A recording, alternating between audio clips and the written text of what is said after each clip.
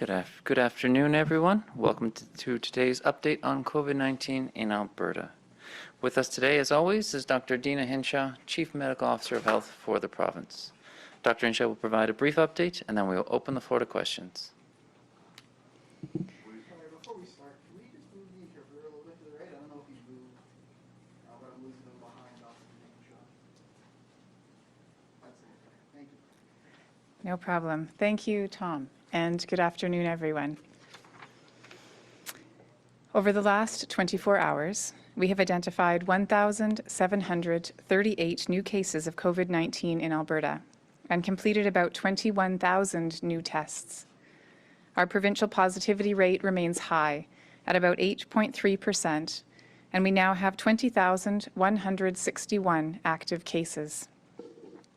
There are 684 people in hospital, including 123 who have been admitted into the ICU. Sadly, there were 18 deaths related to COVID-19 reported to us in the past 24 hours. My sympathies go out to those mourning their loss. I know the current gathering restrictions continue to make it challenging for the family and friends of these individuals and for anyone who has lost a loved one to any cause to grieve in the ways that we are used to. Please reach out in other ways to those you know who are navigating a difficult time. In schools, there are currently active alerts or outbreaks in 458 schools, or about 19% of schools in the province. Currently, these schools have a combined total of 1,947 active cases. This number includes 293 schools with outbreaks, including 123 currently on the watch list. I know Albertans continue to watch these numbers closely, particularly for what it means for our acute care facilities. I want to share changes that Alberta Health Services is making to their designated support and visitation guideline. AHS has made the difficult decision to limit on-site designated support people in all acute care facilities. Effective Monday, access for designated support persons in AHS acute care settings will be limited to just one designated support person for each patient in ambulatory care, emergency departments, urgent care, maternity or postpartum, and other inpatient areas. Access will be limited to up to 2 designated support persons for each patient in critical care, pediatrics, and the neonatal intensive care unit. In many facilities, these new guidelines will mean little change from the regulations that are already in place. There are some exceptions and exemptions, so patients and families entering AHS facilities should contact the care team directly or visit ahs.ca/visitation before entering. We know these restrictions will be difficult, especially during the holiday season, but they are needed to stop spread of the virus and to keep patients safe.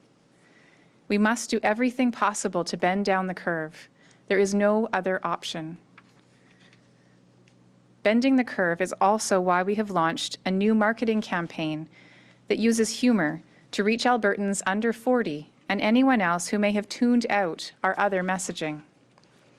These ads feature a personified character representing COVID-19 at gatherings and in various other social situations. These ads were filmed last month under strict protocols to protect the safety of everyone present. The cast and crew were required to follow these strict protocols, including screening, off-camera masking, and distancing at all times when the camera wasn't rolling. Our goal is to get people's attention, to help them see common situations from a different perspective, and as a result, to influence their behavior. The campaign uses humor because the situation is serious, and we need to use every tool at our disposal to reach all Albertans. Lives depend on our ability to bend down the curve and reduce the spread of COVID-19.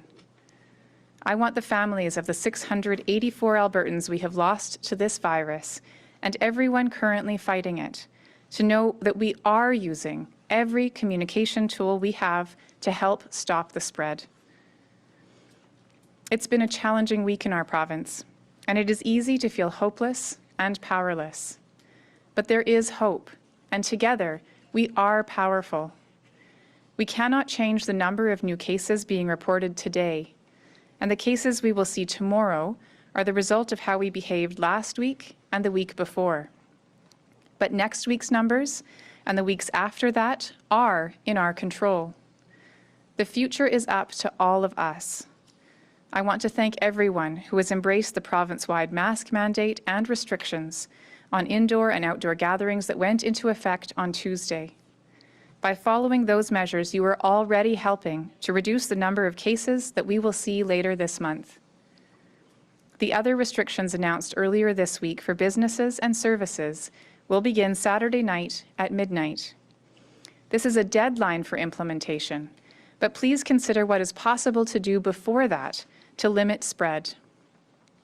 I know owners, operators, and employees have been working hard to get ready for these changes, but we all need to start changing our behavior right now. We do not need to wait for the clock to strike midnight on Saturday and for those public health orders to go into effect to begin doing our part. This weekend, please do not rush into malls or cram into businesses tomorrow before the restrictions kick in. Don't host a holiday or Hanukkah party just because you don't think you'll get caught. Don't plan a family gathering just because you're pretty sure that your family doesn't have COVID. Every action we take is like throwing a stone into a lake. It ripples out, and we cannot know where those ripples will end. By altering our day-to-day actions immediately, we can reduce the number of new cases that we will see in the days and weeks ahead. It won't be easy. Nothing really is when it comes to this virus, but I know we can do it. In the spring and throughout the summer, we collectively kept our cases low and slowed the spread of COVID-19 in our province. Now is the time for us to do that again. We are in this together. Thank you, and I'm happy to take any questions. All right, we'll go to the phone now. Operator, could you put through the first caller, please? Our first question comes from Dean Bennett of the Canadian Press. Your line is open. So, hi, Dr. Hinshaw. I'm just curious what your role was in the ad campaign. Did you have to sort of do final sign-off on it, given the messaging? And just wondering if you can tell us, if that's the case, what did you look at other options, maybe something more somber? And were there other options that you didn't have? Like, why'd you go with Mr. COVID Head? Did you go maybe with, you thought maybe having just one big COVID ball instead? Or what was rejected, and what were the reasons you didn't go other directions? We looked at a variety of options, and as you know, we have been working very hard, as I've said, over the past few months to think about what options we might have to reach out to Albertans, particularly in that 20 to 39-year-old age group, where we do see a large number of our cases. We know that Albertans in that age group are at the lowest personal risk of potentially having severe outcomes. However, they also, unfortunately, can spread the virus to others and be a part of that onward rising of the curve. And so we wanted to find an option that could effectively reach them. So I was part of the team that looked at various options that were really aimed at effectively reaching out to that particular age group, and again, others who may have tuned out the more serious and fact-based campaigns. We are continuing the serious and fact-based campaigns. Those have not stopped. But we felt that it was important to add an additional tool, again, to communicate more effectively to groups that may not have been taking our messages seriously, and to use humor, actually, to help them take the message more seriously. Operator, could you put through the next caller, please? Our next question comes from Jeff Black of 660 News. Your line is open. Hi, Dr. Hinshaw. I also have a question related to the Mr. COVID ad. That commercial's just in an effort to spread awareness about the dangers of getting together this holiday season. But I'm wondering what steps the province are taking to curb the spread of misinformation about the virus, especially around the vaccine, which will be rolled out next week. It's a great question, and we are working to make sure that information is available about COVID-19, about the seriousness of the infection, and also about the vaccine. So what we know about the vaccine, that the trials that have been completed to date on tens of thousands of participants of the Pfizer vaccine that's licensed in Canada now, that there have been that's demonstrated a 95% effectiveness in those tens of thousands of people, and that the safety profile has been very good. We want to make sure that people have that information, and so we are working with multiple different groups to make sure that we provide that information in a form that they can then take and provide onto their communities. We'll make sure we have information available on our website, and working with Alberta Health Services to make sure, again, that they're able to use all of their channels to communicate accurate information. So again, this is about the vaccine, but it's also about that broader COVID-19 communications plan that we are constantly looking for that feedback loop so we can constantly improve and ensure that the information we're providing is reaching all Albertans in ways that help the message to sink in. Operator, can you put through the next question, please? Our next question comes from Tanya Sobert of Rocky Mountain Outlook. Your line is open. Thank you, Dr. Hinshaw. You have encouraged Albertans to engage in outdoor recreation as a way to maintain physical and mental wellness, even with the recent restrictions on outdoor gatherings. What direction have you provided municipalities with respect to managing outside recreational amenities like skating rinks? And why are outdoor group physical sport activities with a limit of 10 people still permitted? We have been working with municipalities, and hopefully soon we'll have something available to provide some additional direction to those kinds of outdoor amenities like skating rinks, outdoor rinks that have a defined area. So that is underway. We want to make sure that Albertans have those opportunities to participate in outdoor recreation and outdoor sport, although, as you say, we have kept that limited to no more than 10 people. And the intention for that is we know that people who participate even in something as simple as an outdoor run or an outdoor walk, if they're not able to do that with a household member for various reasons, then they may not be able to do it at all for safety reasons unless they can do that with someone outside their household. So we wanted to be sure that we were not limiting people's ability to have those outdoor recreation, outdoor fitness opportunities. But of course, the expectation is that people will remain distanced while they're participating in those outdoor recreation or fitness activities, and that if they can keep it limited to under 10, that they will do so. So the important piece, again, is to make sure that all of the appropriate measures are in place, even when participating in an outdoor fitness activity. Operator, could you put through the next question, please? Our next question comes from James Keller of the Globe and Mail. Your line is open. Hi, Dr. Hinshaw. Earlier this week, the Premier indicated that you would be coming out with some sort of recommendations for people who insisted on hosting family gatherings at Christmas, for example, with some sort of period of quarantine beforehand.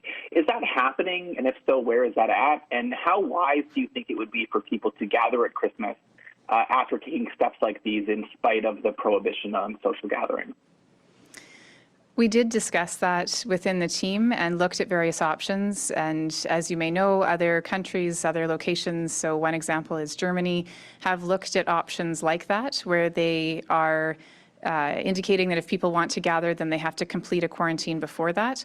One of the challenges as we were considering potentially using that option is that our case numbers are very high and we are very close to Christmas.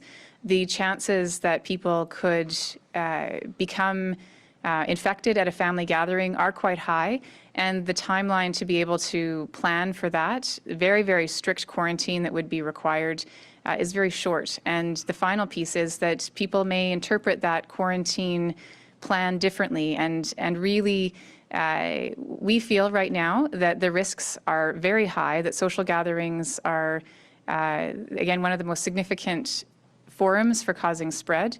And so it was my recommendation that we continue with our current framework, which is to say that while we know it's extremely difficult, it is important that Albertans celebrate holidays this year with their immediate family of their household only, and those who live alone may then, of course, have up to 2 other people with whom they can celebrate. Operator, can you put through the next question, please? Our next question comes from Julia Wong of Global News. Your line is open. Hi, Dr. Hinshaw. The Premier has said a COVID-19 vaccine will not be made mandatory, However, we know community transmission has been pinpointed as a culprit for cases in healthcare settings and congregate care facilities. Under your authority, will all healthcare staff and those who work in congregate care be required to be vaccinated? And will Alberta require something like a vaccine passport, where people need to show proof of vaccination before they use certain services or before they enter certain businesses or health facilities? The recommendations of the National Advisory Committee on Immunization are that at the beginning of our vaccination campaign, because at the moment we don't yet know exactly how long immunity will last, we don't know specifically, again, with a vaccine that's 95% effective, there is that 5% for whom it may not offer complete protection, that the kinds of measures that are in place right now, especially in the first couple of months as we're still learning about the vaccine, public health measures will need to stay in place even for individuals who've received the vaccine. Vaccination will not be mandatory. It is a choice of an individual to receive the vaccine. So the priority groups that we've described are the groups that will be eligible, should they choose to do so, to receive the vaccine. And again, we are going to be, of course, learning more, monitoring very closely the ongoing information about the long-lasting nature, how long that vaccine effectiveness lasts. And also, of course, we know that in the first tens of thousands, over 40,000 doses that were administered, there were no serious adverse events reported. But the vaccine safety is an incredibly important thing that we're going to be monitoring for. And so we want to make sure that all of that information is available to people as they make these decisions about whether or not to take the vaccine. Operator, we've got time for 3 more. Could you put through the next caller, please? Our next question comes from Jason Herring of Post Media. Your line is open. Good afternoon, Dr. Hinshaw. The contact tracing system in Alberta has been broken since November 5th now, and I know last week Alberta announced the province would double its contact tracing capabilities by the end of the month. I'm just wondering if you have an update on how that process is going and whether you have a timeline on when contact tracing will be functional again. The details on exactly how many contact tracers have been hired, what our current specific FTE numbers are, would be available from Alberta Health Services. What I can tell you is, as was discussed previously, we anticipate that the system will be moving up to capacity to be able to reach all of the cases and complete contact tracing, as you say, by the end of the month. It is important that we work together to make that happen. So there are 2 things we need from Albertans. The first thing we need is for people to follow the current measures, to be able to bend our curve and keep our numbers low. Because even if we could contact trace every single case right now, our numbers are too high right now and causing an impact on our health system. So we need to bend that curve down. The second thing we need from Albertans is, when they are contacted, somebody who is diagnosed with COVID-19 or identified as a close contact of a case, we really need people to work with those contact tracers and case investigators to provide the information that's necessary to protect their friends and family and communities, because the more that we work together, the more effective we'll be. Operator, could you put through our second last question, please? Our second last question comes from Rafi Boudjikanian of CBC. Your line is open. Hi, thanks for taking my question. Dr. Hinshaw, between, all these new public health restrictions and our really high case numbers, I think it's no secret that we're in a much worse place than we were in August. In fact, we've got 15 times the increase in cases in Alberta as we did than when the NHL bubble started. Half of the 20,000 cases, are almost half, are in Edmonton. 72 people here are in intensive care. And we know there have been COVID outbreaks amongst some of the arriving teams from the World Juniors, and they start arriving in 2 days. I'm wondering, under all these circumstances, how safe is it to host the World Juniors right now? What we know about the NHL tournament that happened in the summer is that the protocols that were in place effectively separated the players from the surrounding community. As you know, we didn't see cases in those player groups, and the protocols that are being used for the World Juniors are modeled after what happened with the NHL that was very successful. It will be critical, and it's one of the main goals of my office, to ensure that any arriving teams do not pose a risk to the general public. And we're wanting to make sure that those protocols are followed.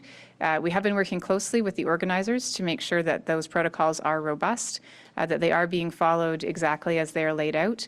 And again, it's my job to make sure that this does not pose any risk to the public, and I'm confident that that is the case. Operator, can you put through our final question, please?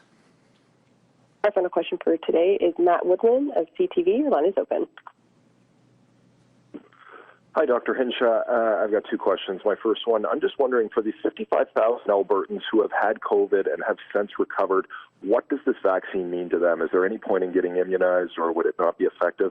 And my second question is, we're hearing from some funeral home workers who say they're disappointed they're not being considered for the first wave of vaccinations. They feel like they're frontline workers, considering they have to go into hospitals, long-term care homes. So what are your thoughts on this view, and do you think the government would reconsider vaccinating them amongst frontline healthcare workers and long-term care home residents? The first question about what the vaccine means for those who've already been infected with COVID-19 is that, again, we're still learning about the vaccine. We're still learning about what kind of immunity people might have if they've been infected, how long that might last. At the moment, there's no evidence that receiving a vaccine after someone's been infected is harmful in any way. There's no evidence that that is a risk to individuals. At this time, we are focusing on those who've not previously been infected.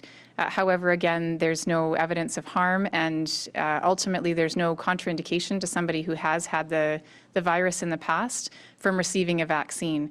And in fact, it may be beneficial in terms of boosting or adding to any immunity that an individual has acquired through infection. Again, we don't know for sure how robust natural infection immunity is or how long it lasts. The second question about funeral home workers, there are many Albertans who we know are performing critically important services, and many Albertans who we know will benefit from the vaccine when we have enough doses that are available. What we have looked at as we prioritized the vaccine is, in this very first round of administration, we are looking at two things. The first thing is those who are most at risk of severe outcomes and death from COVID-19, and that would be those residents who live in long-term care and designated supportive living facilities, and those people who work with those individuals because they are potentially sources of infection for those individuals who live in those facilities. So that is a critically high risk group. And the second group is those healthcare workers who are in critically short supply, where we know we're seeing a lot of pressure in the system.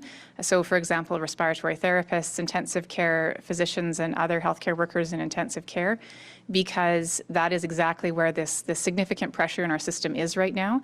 So those priority groups were chosen based on, again, those at highest risk of severe outcomes, those who are going to be able to protect those at risk, and then those who are in very, very short supply with respect to that healthcare pressure.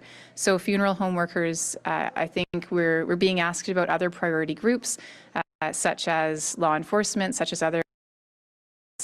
And there are many, many groups, again, who provide critical services and who will be considered in subsequent prioritization of the vaccine. Thank you all for joining us today. Have a very safe weekend.